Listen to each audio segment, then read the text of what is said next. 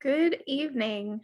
My name is Allison Kaplan. I'm Director of Education at the National First Ladies Library, located at the National First Ladies Historic Site in Canton, Ohio. Before I turn things over to Michelle Gullion, our Director of Collections and Research, I want to tell you about some really amazing and exciting upcoming programs. If you've reached Zoom fatigue, you'll have to take a quick vacation because we have some really exciting scholars and journalists and researchers who are going to be joining us in the next few months. And I really hope that you can connect up with us even in the next week. So I'll tell you a little bit about what some of those highlights are. This coming Monday, we are going to be joined by Sarah Morgan of the Instagram account Cooking with the First Ladies. And she is going to be cooking recipes of Eleanor Roosevelt. And these go beyond the basic hot dogs. I actually got to take a look at them and they actually do look pretty tasty. So it's kind of a pop culture little jaunt into an introduction to Eleanor and who she is and what she did, and we cook along. You can cook along at home because if you register, we'll send you the recipes, or you can watch Sarah cook and ask her questions as she goes. So it's sort of like the Food Network, but for history and first ladies. It's super fun. That's this coming Monday. Then on Thursday, we are going to be continuing our centennial celebration, our big celebration of the passage of the 19th Amendment. It's extended a little further into this year because we are bringing a major speaker, Elaine Weiss, the author of The Women's Hour, among many other books. On October 28th at 6:30, she will be speaking, giving a talk about suffrage. The Women's Hour is a really amazing book that goes through Carrie Chapman Catt and suffragist efforts to pass the 19th Amendment, to ratify it in the state of Tennessee. And there's also a cool First Lady connection as it's being made into a TV series, I believe, by Hillary Clinton and Steven Spielberg. So we're really excited to hear from her and pick her brain about some of the cool suffrage related projects she's working on and newer projects as well. So that should be really great. There is also a program in the morning if you have a homeschooler or a connection to children. There is a morning program for schools as well that you can get more information about on our Eventbrite. And we are not skipping over our legacy lecture next month. We're really excited to welcome Amy Greenberg, who is a really interesting scholar who has written a great book about Sarah Polk that we are actually reading for November's book club. It is super interesting and engrossing. I have loved reading it. She's going to be joining us November 3rd, and we're going to be discussing the book as a book club group on the 22nd. There are also several other programs, so I'm looking forward to having you join us for those. And I am going to turn things over to Michelle, but it looks like you all have found the chat. So we will drop some links in that chat to some of the upcoming programs and information about those upcoming events, as well as some information that Michelle is sharing with us. And you are welcome to put any questions you have for Michelle in the chat or in the Q&A. So Michelle, want to welcome you to the Zoom and turn things over to you. Thank you, Allison. Thank you so much. I'm really happy to be with you on this kind of spooky night here in Ohio. We've had some bad storms going through, so we've tried to get ourselves all set up for that. But I'm really excited to share all of this presentation with all of you tonight. This is going to be on the remembrances of First Lady Caroline Harrison's funeral on October 28th, 1892, almost 129 years ago, almost 130 years ago, at around this same time. She was actually quite ill at this point in her life, 129 years ago at this time. Of course, Caroline is the second First Lady who passed away while she was serving as First Lady in the White House. The first was Letitia Tyler. And Letitia Tyler was, of course, John Tyler's first wife. He married Julia Tyler later while he was president. But Letitia came to the White House. She had already suffered a stroke when he took over for William Henry Harrison. And so she moved into the White House, although her health prevented her from really performing her official hostess duties. That was performed by her daughters and her daughter-in-laws.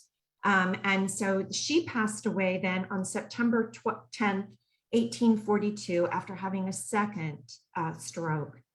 It was very interesting because at that point, this had never happened before, where a First Lady had died during while she was in office. And so there was actually, there was considerable funeral acknowledgement of her passing, which was very wonderful because again, in the early part of especially in the 19th century, women were not really, their deaths and that type were not really given much precedent.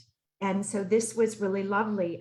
The mansion was actually hung with a black mourning bunting, and newspapers carried the details of her death, funeral, and burial plans. And then her coffin was laid in state in the East Room. And so she actually had the city bells tolled in her honor. So it was actually very fitting that they acknowledged this First Lady who passed away, who was actually couldn't really even serve in that capacity for very long or really at all. Then Caroline was the second First Lady to pass away, and that's who we're going to be concentrating on. The last First Lady that died while she was serving as first in the White House was Ellen Wilson, and this was Woodrow Wilson's first wife. Ellen, like Caroline, there's a lot of similarities between the two. Very vivacious, outgoing women, kind of hard to believe that they were as ill as they were, until it was too late. Ellen was very, very active in the White House, just as Caroline was. However, on July 23rd of 1914, the doctor moved into the White House because she was so gravely ill. And then it wasn't until August 3rd that the doctor told President Wilson that she was dying of kidney failure. She had Bright's disease. And then on August 5th, President Wilson sent out a formal thing to the public, announcement to the public saying that Mrs. Wilson was dying, and she died the very next day. So it was August 6th, 1914, when she passed away in the White House. What we're going to be doing now is we're going to be giving you a little bit of background on Caroline Harrison and all of her wonderful accomplishments that lead us up to becoming First Lady. We'll really concentrate on that and then go from there into talking about illness and funeral and some of the things that were done for her that we have in our collection that I will be sharing with you tonight. This is the earliest photograph that we have of Caroline Harrison. She was born October 1st, 1832 in Oxford, Ohio. And her father was John Witherspoon Scott. He was a Presbyterian minister, and he was also a professor, and he taught math and science in colleges, and we'll get into that a little bit more. Her mother was Mary Potts Neal Scott, and both of her parents were quite educated and believed in education. Caroline was one of 5 children. She was she was one of 3 daughters and 2 sons, and all 5 of their children were given education, and that was very important to the Scotts. John Scott, Reverend Scott, was teaching at Miami University for quite some time until he broke with Miami University in 1845 because it was over the issue of abolition. He was a very strong abolitionist, as well as a progressive person in thinking that women needed to be educated also. And there was disagreement within the Miami University, and so he left there. He went from there, he moved his family to the Farmers College, where he taught at the Farmers College in Cincinnati. And it was at this place that this is where a student named Benjamin Harrison was attending Farmers College. And he went to the Harrison home, was invited there. And as legend goes, he was immediately smitten with Caroline Harrison. She encouraged him to be more relaxed. He was very uptight and serious. And she was fun-loving and loved the arts. She loved poetry. She loved dancing. And against her father's wishes, because that was not a Presbyterian thing to do, she went dancing, and she took Benjamin dancing also. In 1849, the Scotts moved back to Oxford, where Dr. Scott opened the Oxford Female Institute. And he not only opened that, but this was a real family affair. Mrs. Scott, she served as the matron and also as the head of the home economics department. Caroline's aunt, who she was named after, Caroline Neal, she taught music at Oxford University. And so this was pretty much a family affair. Benjamin Harrison just so happened, I think he was really smitten with Caroline at this point, because he leaves Farmers College and pursues his education at Miami University. Not only because it was, of course, it had a good reputation, but to be near Carrie Scott and her quote unquote dancing brown eyes. Caroline graduated in 1853 from the Oxford Female Institute with a degree in music.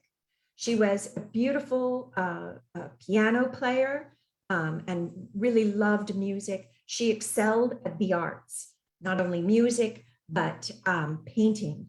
And we'll see some of her examples of her painting coming up here soon. And I'm excited to show you some of that also. She also was quite well known to have beautiful needlework, and she actually taught that also. After her graduation in 1853, she proceeded to teach some of the classes there at Oxford Institute until taking a teaching job in Carrollton, Kentucky, at a school for girls. And it was while she moved there to Kentucky, and I think it was a combination of being out on her own and everything. Anyway, she becomes ill. And what we know is that she was suffering from upper respiratory problems at that time. And that's going to be something that happens with her a lot. She has kind of delicate health a lot of times, and a lot of it has to do with respiration problems. Concerned about the pressures of teaching, Benjamin Harrison persuaded her to return to Ohio so that they could be married. This was something that Benjamin Harrison, that was kind of believed in the Victorian times, that women's nervous systems were not really, they were more fragile as men's, and so they needed to be, they were more suited for the domestic side of things in the home. And so it was not probably a pretty easy way to get her back. And they married in her family's home on October 20th, 1853. And her father, of course, married them as a Presbyterian minister. Benjamin Harrison and took Caroline first, and they went back to North Bend in Ohio, where Benjamin Harrison was from. And of course, North Bend is where his grandfather, the president, William Henry Harrison, was from, and also his father. They were all very well known in the politics in Ohio and the federal government. Benjamin Harrison wanted to he wanted to strike out on his own. He did not want to live under the Harrison name, and he wanted to make a name for himself. So he decided to take to start his own law practice in the growing city of Indianapolis, Indiana. And that is where he and Caroline moved in April of 1854. Their very first child, Russell Benjamin Harrison, was born in August of 1854. And then 4 years later, their daughter, Mary Scott Harrison, was born on April 3rd, 1858. As their finances grew, they built a beautiful home on North Delaware Street. And I'll show you a picture of that here in a little bit. Caroline was deeply involved in her church. The First Presbyterian Church is where they went to church in Indianapolis, and she taught Sunday school and played the organ for services. She was also, this woman just did all kinds of wonderful things, such an extrovert. She was a board member of the Indianapolis Orphans Asylum, and she was a lifelong member there. Even when she went to the White House, she was always involved. Her home was the center of activity for children, animals. They had quite a menagerie of animals always, and for community meetings.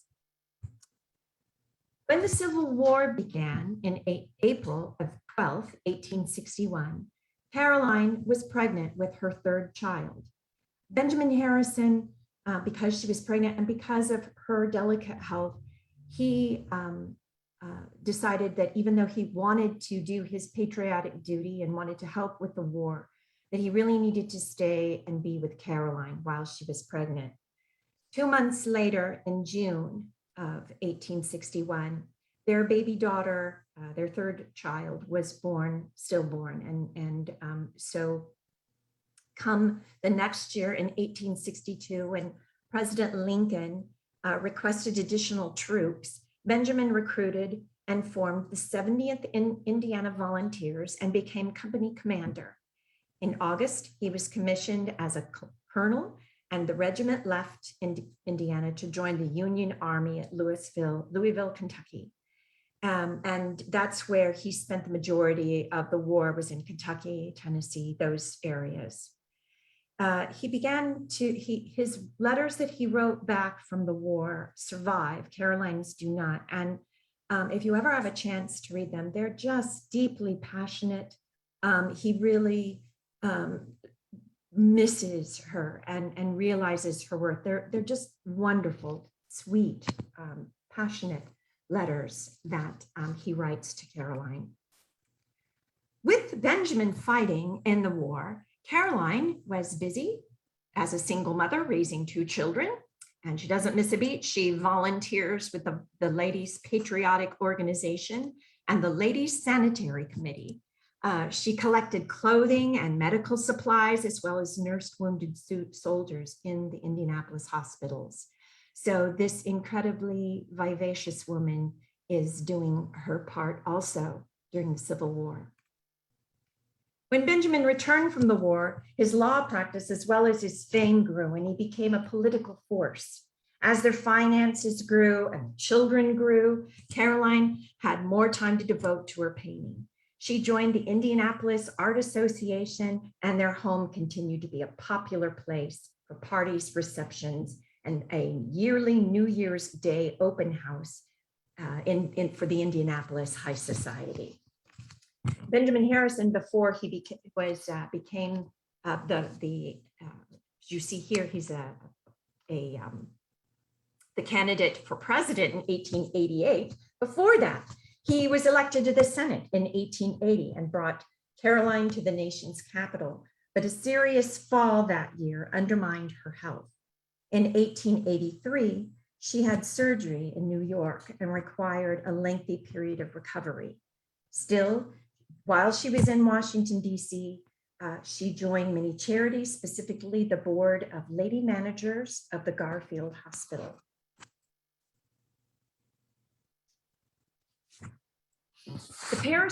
By the way, the Harrison children got married during this time and have children. And so they become grandparents also during this time. I want to get to here to when they actually enter the race for president. In the campaign of 1888, Caroline was a definite asset. She was very gracious and to the people who came to this front porch campaign. This was a front porch campaign at the Harrison home there in Indianapolis. And as you can see, this beautiful picture, by the time that the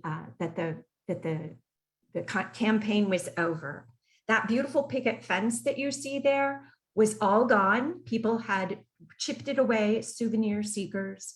The lawn was completely torn up. The house was really in disrepair. And Caroline reportedly said to Benjamin, well, husband, it's the White House or the poorhouse for us. So this house certainly took a beating during the front porch campaign of 1888.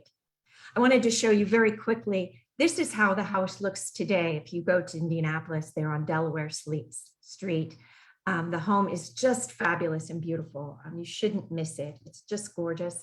And this front porch that you see on there was not there when Caroline lived there. It was added later after her death. Caroline found herself very popular in the press, and there was a lot of positive press about her. And of course, what's noted about her when she becomes First Lady is that she is a good housekeeper, and she makes wonderful biscuits, and she is an excellent seamstress, and she paints china, and there's family prayers after breakfast and a romp in the nursery with her 3 grandchildren. And this is a drawing of Caroline painting china in the White House.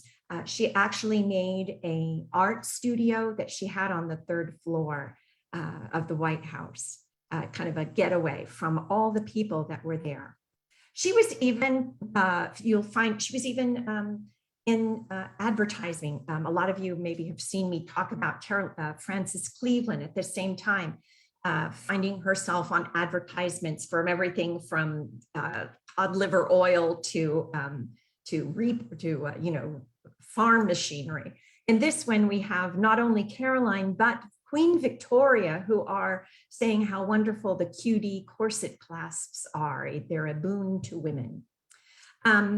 This is showing you a picture of Caroline's 3 grandchildren on the lawn of the White House. They also were very, very popular. Here in this picture, we have, starting on the left, that's Marthena Harrison and her father, Russell Harrison, the Harrison's son. And then on the goat cart, holding the reins there is Benjamin Harrison McKee, or Baby McKee. He was quite popular during the campaign, and his sister, Mary McKee. And the goat's name is Old Whiskers, as I understand from this photo. When the Harrisons came to the White House, the house was in a lot of disarray, but there was a lot of people living in this White House. The Harrisons brought 4 generations of people living in the White House. And this picture here shows you Caroline and her daughter, Mary McKee. They're both wearing their inaugural outfits. And then sitting there next to them is Reverend Scott, Caroline's father. By this point, Caroline's mother has passed away. And so Reverend Scott moves into the White House with them, as well as the 2, Mary's 2 children. That's Baby McKee snuggling up there to Caroline, his grandmother, and his sister, Mary McKee, who was a year younger than he was. Not only were there the McKees and Reverend Scott, but Russell Harrison, as you saw, he and his wife, May, there's a picture of May on the right, and their daughter, Marthena. And this is early on in the administration. The picture I showed you earlier was them grown up as toddlers, but this was how they all moved into the White House. In addition to all these people, Caroline's sister, Elizabeth Lord, and her recently widowed daughter, Mary Lord Dimmock, they moved into the White House. So it was a full house, and of 12 people, 9 adults and 3 children, who were living in a rat-infested White House. This White House was in desperate need of repair. So Caroline campaigned and asked Congress for renovations of the White House, and some pretty major renovations. She asked them for all this good stuff that was happening. I'm going to show you in a minute here. I want to tell you what she got. She didn't get these, what I'm going to show that's drawing here in a little bit. What happened was they didn't take her up on her offer of redoing the White House, and wait till you see what she wanted to do. Pretty fabulous. But they did appropriate $35,000 to redecorate the tattered furnishings. Caroline added much needed bathrooms, new plumbing, replaced rotted floors, and did remodeling and modernizing of the kitchen. She also had electricity installed by the Edison Company, but the Harrisons continued to use gas lights in their private rooms because electricity was not always dependable. And at that point, you could be shocked. So the Harrisons decided that they would have gas in their private quarters, but it was okay to have it downstairs in the public rooms. This is what I wanted to show you. This is a drawing of Caroline's, and you will see down there on the lower right hand corner, you see that these is an adaptation of the suggestions of Mrs. Harrison for the executive mansion. And so there is the White House there on the lower part of the screen, and you can see then this beautiful, elaborate thing that she has going on both sides. One side, on the one side was supposed to be for executive offices, so like the West Wing, and then on the other side, what would be in the East Wing, was a room that she envisioned as an entertainment center, art center, a thing to celebrate American arts. Here's a maquette that I found showing you what this would really look like had it been built.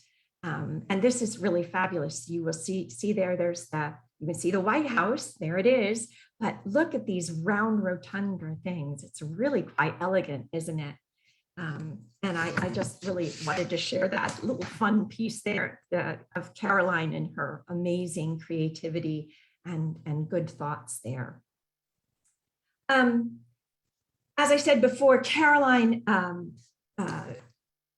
was loved to have a painting studio that she had on the third floor. She loved the conservatory there at the White House. She found all these, she loved to paint flowers, and so there were all these orchids and all these exotic plants, and she loved these plants, and she painted them obsessively while she was in the White House.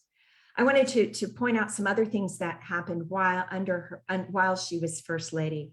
So amazing that she incorporated dancing once again into the White House. There had not been dancing in the White House since Nellie Grant's wedding in 1874. So she brought music back and selected the music to that. She also held a very strict official hostess duties that she took on. There were visitors to the White House, and they were received from 10 a.m. to 2 p.m. year round. And either Caroline, her daughter Mary, her daughter-in-law May, or her niece Mary Lord Dimick, they would reside over these receptions.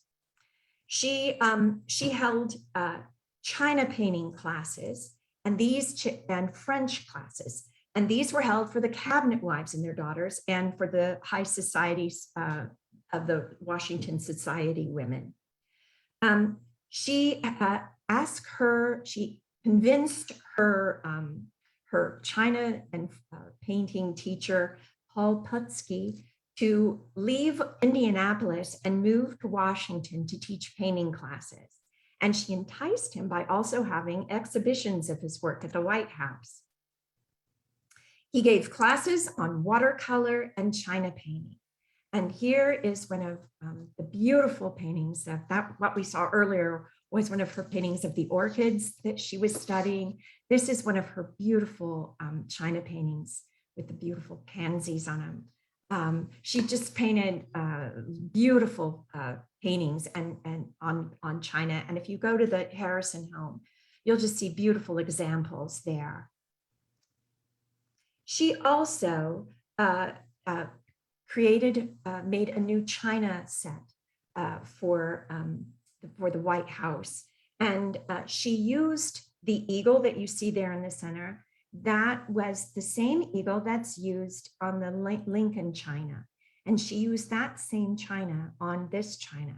However, this beautiful, gorgeous blue large rim that you see there has this golden corn and goldenrod. And she designed this as a tribute to her Midwest roots, especially Indiana with the corn.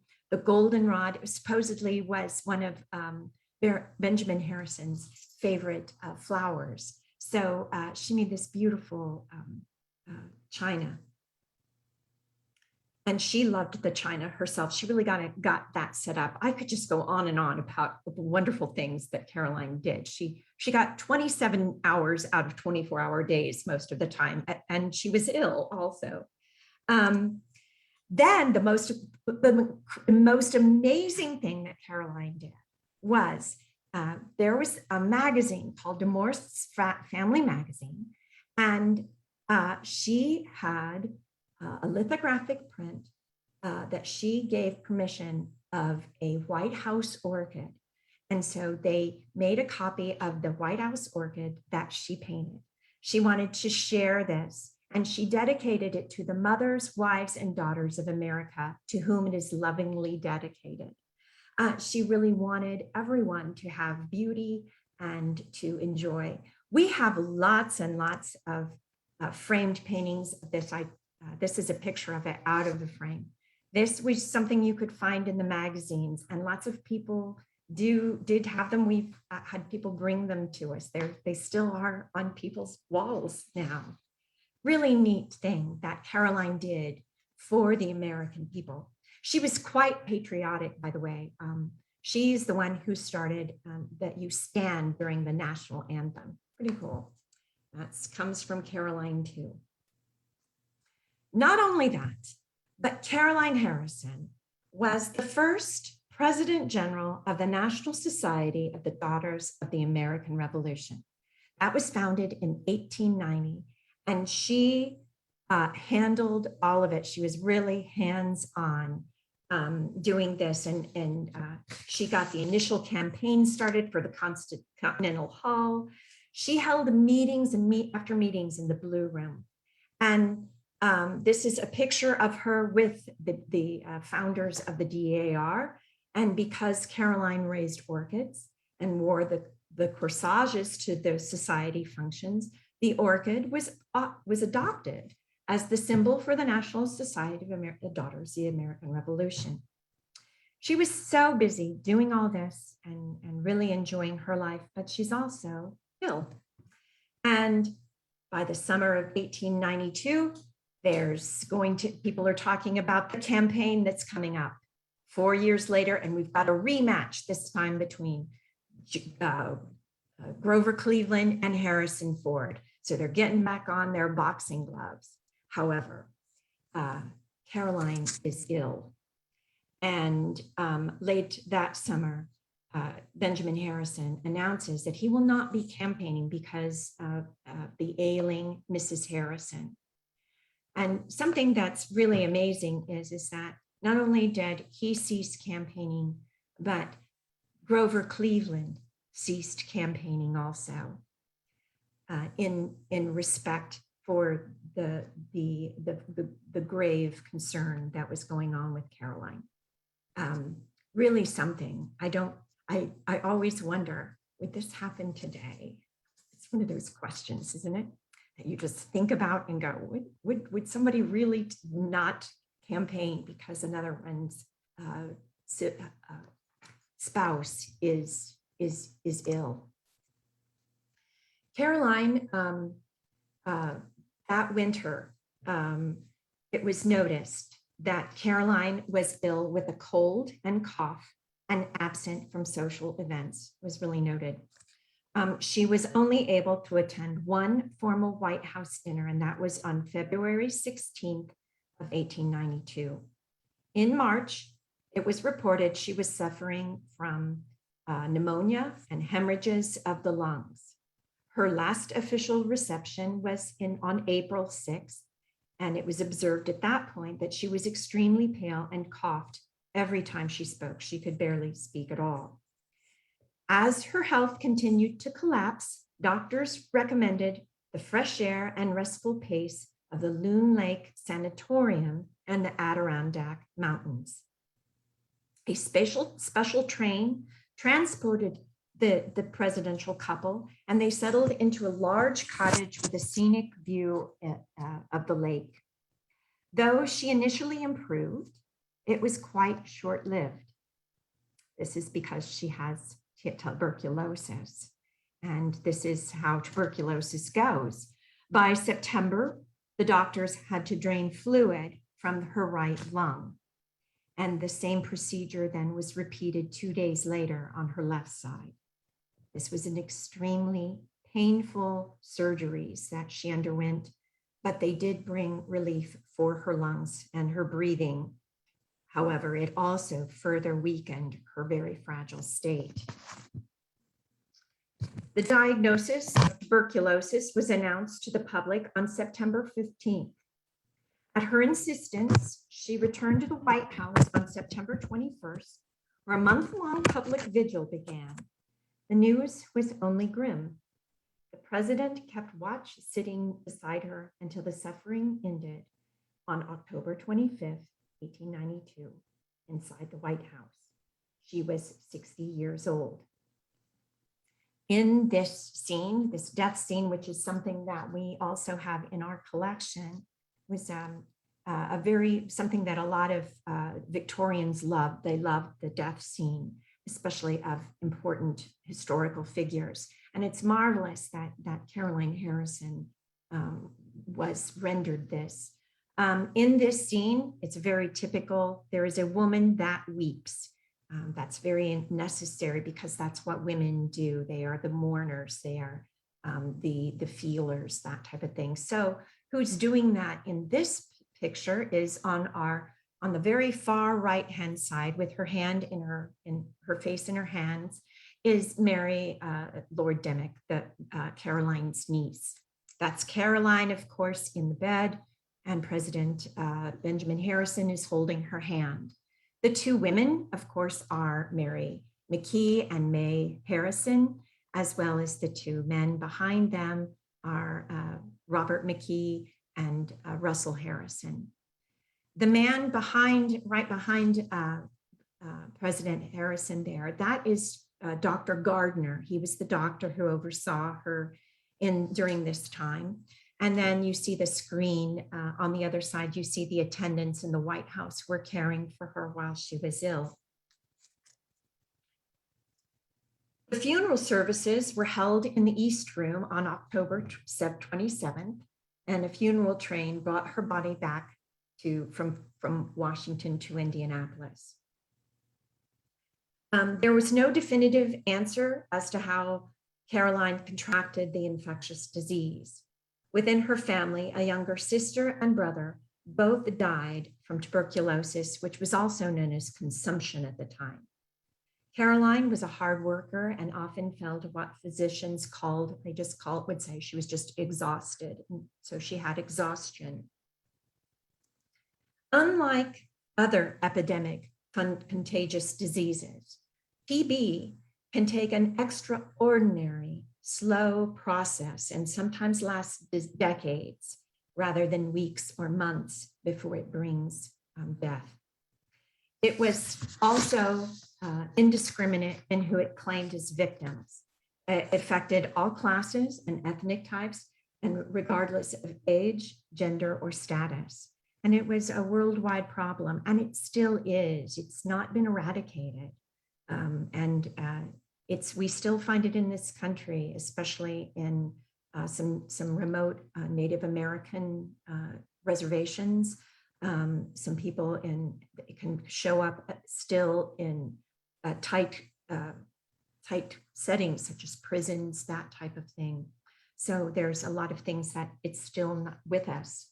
Due to the difficulty of diagnosis, there was, as well as a lack of obvious visible symptoms, individuals were often not even aware they were afflicted until the disease's final stages. As a result, many certain physical attributes, with being beauty among them, as an indication of the individuals that were the most vulnerable to the disease, rather than simply as a product of the disease. This was especially true for women, especially white women. The growing culture of sentimentalism applied tuberculosis as a female trait. By early Victorian era, suffering and illness was considered important functions of female life, as we were talking about, like suffering, the religion, the weeping, all of that. So the submission to the will of God and the Christian idea of death was an important part of the tuberculosis death. And we'll see that showing up here in a minute. Corsets were believed to ruin the constitution and produce disease throughout the 18th and 19th century. And it were often blamed as a direct link to tuberculosis because it affected the lungs. Another thing that I was reading, and I can go down quite the rabbit hole with tuberculosis, is that dress and fashion had a lot to do with tuberculosis. There was also the dress trains, the long dress trains, that they caused tuberculosis because they were always kicking up the dust. The other thing that about tuberculosis was it was also considered to be a hereditary disease. And that's because it often affected families. And again, it affects a lot of women. And why would that be? It's because women are the caregivers. And the caregivers are, of course, being coughed on. And there you go. And again, if you're living in close quarters with others, your immune system can be compromised, and you can catch TB that way. Little could be done to treat tuberculosis. Cod liver oil was one of the treatments, vinegar massages, and inhaling hemlock and turpentine were all treatments for TB in the 1800s. Here we have Van Beel's Ryan Rock, which is a tonic that can cure coughs, colds, and consumption. But it really wasn't until 1943 when, with the development of streptomycin, that the antibiotics were actually what were used to treat TB, and it became less of a serious threat. Also, I wanted to point out also about tuberculosis It most often affects the lungs, but it could also go into other body parts. It could go into limbs and bones. It could go into your spine, and it caused terrible disfigurement from those type of things. And a very famous First Lady, Eleanor Roosevelt, also died of tuberculosis of the bone marrow. So little extra tidbit there about Caroline, or about Eleanor Roosevelt. Very shocking most of the time to find out that. So now we're going to look at the headlines, and they're so Victorian and so melodramatic. Death calls, the grim specter of this visitor at the White House. He leaves woe on his departure. It was the end of Mrs. Harrison's struggle for life. She expires in the early morning and being buried in Indianapolis. Asleep in death. Mrs. Harrison is no more. The end came at 1:40 a.m. For the second time in history of the White House, a president's wife has died within its walls. Mrs. Harrison met death with the patience and resignation of a devout Christian, and her last days were comparatively free from pain. That's important, that she had died a painless death. This is the statement from Dr. Gardner. Here, look at what he says. He says that Mrs. Harrison inherited tuberculosis. That's what was believed. There having been some cases in her family. Her brother and her sister, he was informed, died from the disease. Primary cause of Mrs. Harrison's death was pulmonary tuberculosis, with immediate cause was athenia, which that is exhaustion. Mrs. Harrison was perfectly conscious to the end. It was the good death. The end came quietly and peacefully, and she passed away without a struggle. It was like the snuffing of a candle. Her breathing was scarcely perceptible to those around her bedside, and her life went out before they had fairly realized it. And in this, we say that the news of Mrs. Harrison's death gave rise to universal expressions of sympathy here, that caused no surprise, as everyone in Washington had been fully prepared for it. There were signs of mourning about the city at an early hour, in the flags, which were at half-mast on the public buildings and the hotels and private houses. But because of the non-official position of the president's wife, these demonstrations of sympathy were purely voluntary. Interesting. That's because it's a non-official position. Guess what? In 2017, it's still a non-official position. And one of the things that happens whenever a first lady passes, Nancy Reagan most recently did, we get calls from Washington, D.C. saying, hey, we're not seeing any flags at half-mast, and shouldn't there be half flags? And it's like, well, it's purely a voluntary position. Yes, they do it in honor of the First Lady, as they should. But this still today is in a non-official position. Kind of interesting. In this part, it tells us about the casket. It tells us that it's made of cedar, covered with black cloth, with oxidized silver bars along the side and across the ends. On its top will be a silver plate bearing the inscription, Caroline Scott Harrison, wife of President Harrison, died October 25th, 1892. And what I loved about this particular piece here, they actually bring out something that she did. She's not just wife, that she did. She was the general, she was the President General of the DAR. And that's really wonderful that they included that in there also, and that she leaves two children at the very bottom there, you see. So it's they did a really wonderful job, and you can see how everyone was very caught up in Caroline Harrison's death. And this, Caroline, I think, would have been so thrilled, because James Whitcomb Riley wrote a poem which was very important.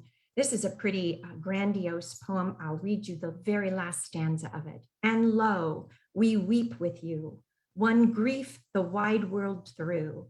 Yet with the faith she knew, we see her still even as here she stood, and all was pure and good and sweet in womanhood, God's will, her will. And this I thought was lovely, that Mr. Cleveland sent the following dispatch to President Harrison, that I hasten to assure you of my sincere sympathy in the hour of your terrible bereavement. So I thought that was really a very chivalrous, wonderful thing that Mr. Cleveland did. Of course, the election is just days away. The election happens on November 8th of 1892. And of course, President Harrison loses. But there is still the social season going on, and there is still mourning going on. Here we are, 4 days after the election, and people are still mourning. I have this copy here. I scanned all these things for you to share with you. This is the Illustrated American. She's still, the country is still paying homage to Mrs. Harrison. This is a booklet that came out. They would do these booklets about famous, they were drawings of famous and noteworthy people during the Victorian era. And as you can see, this is Caroline Harrison makes it. She's number 11 in this booklet that year. And this is it's very tattered piece. So I'm actually glad to share this with you. This was in Frank Leslie's Weekly. And this is actually showing you depicting scenes of the funeral. And so what I did was I kind of cut and spliced so that you can see them closer up here. It actually is lovely. It shows you Reverend Scott, who is still alive. He outlives his daughter, and her mother, who was by that time deceased. But it's lovely that they pay tribute to her parents. And then in that middle scene there that you see, that I believe is Russell Harris, her son, viewing the coffin there in the East Room. This is the middle scene, and this is a larger scene showing you President Harrison, and there's the casket, and you see all these amazing flowers and ferns and the services that took place in the White House in the East Room. And then this final scene shows you the casket leaving the White House, and it shows all these people outside the White House paying tribute to Caroline Harrison as the carriage takes her coffin to the train station. I would like now to show you some other things we have about this, some more personal type things that we have in our collection. And this letter, it's right here, and it's a really fun little letter, was written by Henry Pfizer. And Henry Pfizer is the executive, he's the head gardener of the executive mansion. And I'm sure that he and Caroline were good friends because she loved the conservatory, and with the head gardener, I'm sure that they were he was quite fond of they were quite fond of each other. Mr. Pfizer is writing this letter to Mr. Jorgensen, and Mr. Jorgensen obviously is a seller of curtains or tapestries or fabrics or something. Anyway, this is what his business is, and this he's asking for. Part of it is about his order for curtains. We'll start reading this here. It says, "My dear Mr. Jorgensen, having an opportunity to write to you today and thinking that you would like to have a few flowers as a memento from Mrs. Harrison's funeral. The flowers I send you were on her casket from the White House to Indianapolis. The violets and the carnation come from Boston, as well as the violet ribbon. Yellow rose and the piece of red ribbon are from the wreath that the Peruvian minister sent. It was such a sad affair. The flowers were most beautiful and The flowers were most beautiful and were sent from all parts and in large quantities. My wife asked me this morning to write to you in regard to some lace curtains she needs. I think 3 pairs, and she would like to have your prices on Nottingham's with a knot effect and picot edge, which is kind of a crochet edge. And she would also like to have your prices on Brussels, which is Brussels lace. Having the little package that goes with this mail will reach you, hoping that the little package that goes with this mail will reach you well, and that I may hear from you soon in regards to the curtains. I remain yours very truly, Henry Pfizer, head gardener of the Executive Mansion. And even though we don't have the flowers, I think that somewhere along the line they disintegrated. But we do have these ribbons, and they have these little tiny pieces of paper. So I scanned those to share with you. This is the violet ribbon that he talked about that had violets and yellow roses on it. And it's from a friend of Mrs. Harrison's in Boston.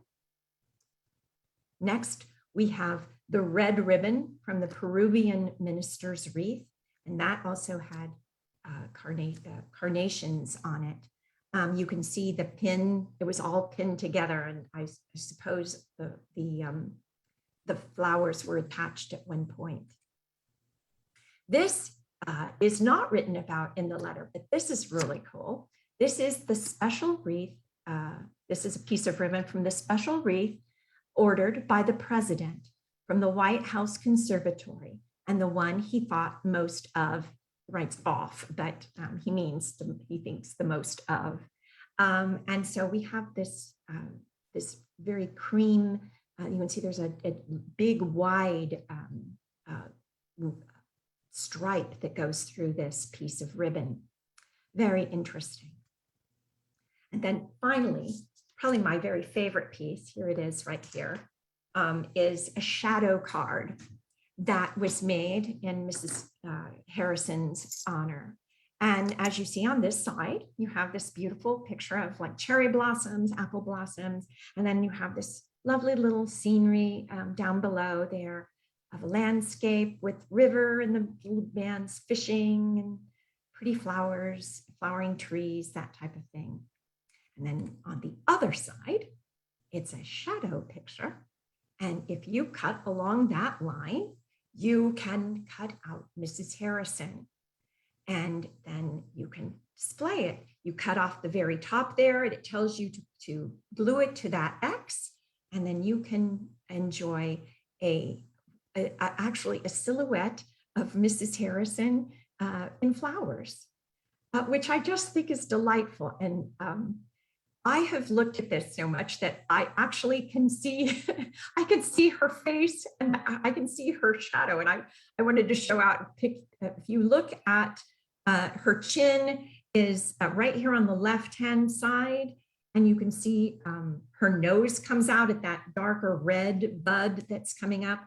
Then all around there is her hair. And then that landscape actually makes her chest, her bust. Quite fun, quite fun.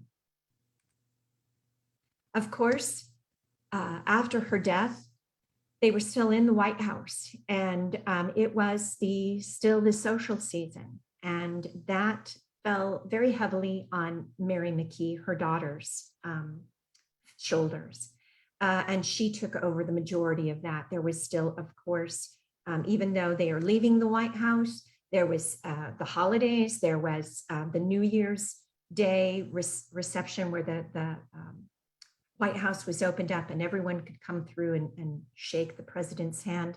And I'm sure it was extremely busy at that time because everyone would want to show their thank yous to President Harrison for his duties. So I'm sure it was a very hard, exhausting time for the family.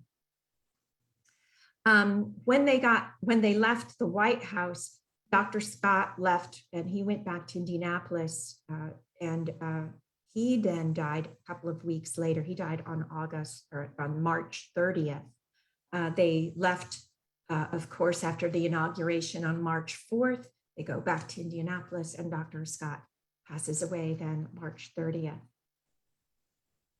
Benjamin Harrison, his children, they scatter.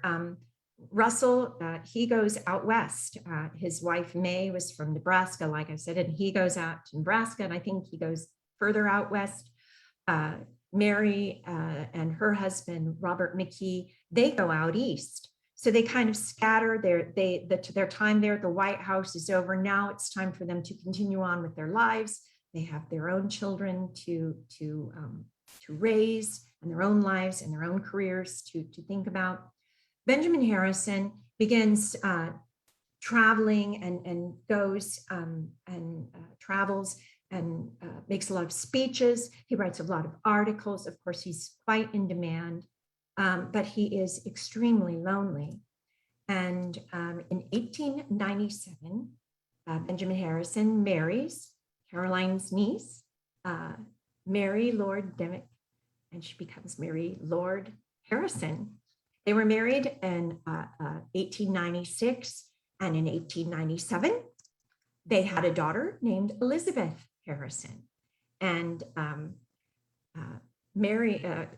President Harrison, he died in 1901, but Mary Harrison, she lived till 1948. So she lived quite a long time afterwards. And she's the one who actually kept the house in the condition that it is. She's continued to live there in Indianapolis. And this is her daughter, of course, Elizabeth. That is my presentation for tonight. And so I'm happy to take questions now. If anyone wants to ask me any questions or has any comments.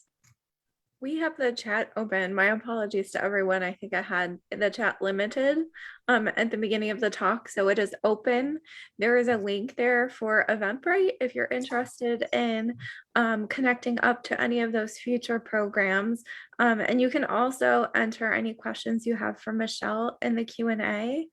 Michelle, I'm wondering, looking at that model and plan that Caroline Harrison made of the White House, can you talk about that as far as influence it might have had on future First Ladies and White House staff in planning the way the White House looks today? I don't know. I haven't read much about it, but it had to have influenced. I mean, the fact that there's a maquette that was made of it, that picture that I found on the Library of Congress, that's from 1900. So clearly people are looking at this and getting some ideas. You can I think that it was quite influential. We do have a question about where is she buried? Is she buried with her husband? Yes, she's buried with her husband in Indianapolis. Oh my gosh, Crown. Oh gosh, I'm forgetting the name of that Crown. It's there in Indianapolis. That there, Crown Hill. Is that the name of it? I've actually been there. I can't think of the name of the cemetery, but she's buried there. And a follow-up question, are there any living direct descendants? Yes, there are. Of course, through the Harrisons and McKees and Elizabeth Harrison, all of them had descendants. And you can check with the Benjamin Harrison home. I think that they even stay in touch with descendants. They still get artifacts from that the family has kept from the time of the presidency. Oh, and there's someone mentioned in the chat, it's Crown Hill Cemetery in Indianapolis. Crown Hill, that's what I was thinking. Thank you. Is Elizabeth Harrison still alive?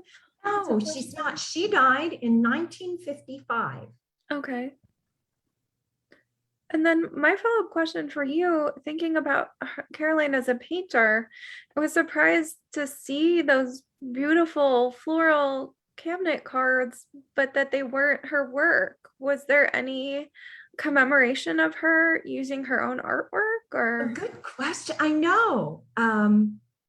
No, I don't know of any that were done commemorating her work. Like I said, there was that in the magazine, and I don't know whether that just helped sell that magazine. I'm not really sure what was going on with that, but it was really amazing that little cutout wasn't, but it kind of was looks, very I think cool. it kind of looks like hers. It did. It looked like a bad knockoff to me. Yeah. So my other question related to that, and I'm keeping abreast of our time, and that I'm looking at the chat to see if there are any other questions. One of the great things about this program when we've been able to do it in person is that people have a chance to go through some of the documents, and sometimes they're magazines from the 1950s or the turn of the century, and we get to see everything else that's going on. So Exactly. not only the thing about Caroline Harrison, but like if it's Godey's Lady book, like what the fashions were at the time. So when you were doing this research for this presentation, was there anything really cool that you came upon that was not related to the First Lady, but like an advertisement or an article in one of those documents that really caught your attention? Oh, those articles always catch my attention. Not only was Caroline in them, but Frances Cleveland continues to be in those. She was so popular at the time. I don't think people realize today how popular Frances Cleveland was. So she keeps, I love those. And it's not just her, it's so many of the leading his people of history at the time. I've seen Susan B. Anthony is, there's, and that not only that, but Mark Twain, all these people are there. And I always love to look at those kinds of, before copyright and all that came out. Those always really fascinate me. Well, it looks like those are all the questions we have tonight. So Michelle Gullion, of the National First Ladies Library, I want to thank you so much for You're this welcome. behind the scenes look at the National First Ladies Library collection related to Caroline Harrison. And I want to encourage everybody to head to the National First Ladies Library Eventbrite page and register for one of those talks next week. They should all be really great. And we're really looking forward to some of the exciting things that we have coming in the next few months. So thank you so much. Thanks, Michelle. And thanks to our audience out there. And we will see you next week. Happy Halloween. Thank you. Good night. Good night.